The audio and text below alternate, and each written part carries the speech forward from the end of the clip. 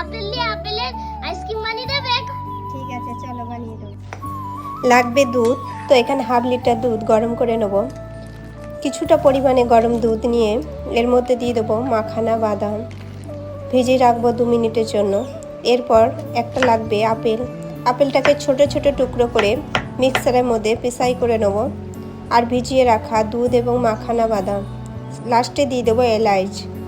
ভালোভাবে মিক্সারে পেশাই করার পর লাস্টে দিয়ে দেবো চিনির বদলে মিছরি। তো এইভাবে কড়াইয়ের মধ্যে দিয়ে আবারও নাড়াচাড়া করে নেব এবং ঠান্ডা করার দুটো ছোট গ্লাস এবং একটা ডাব্বার মধ্যে ডিপ ফ্রিজে রেখে দেবো 7 থেকে 8 ঘন্টা। এরপর তুলসীপত্র দিয়ে ভগবানকে ভোগ লাগাবো। তবে এই আইসক্রিম দোকানে থেকে খেতে খুবই ভালো হয়েছিল, আপনারা বানিয়ে দেখতে পারেন। হরে কৃষ্ণ, রাধে রাধে।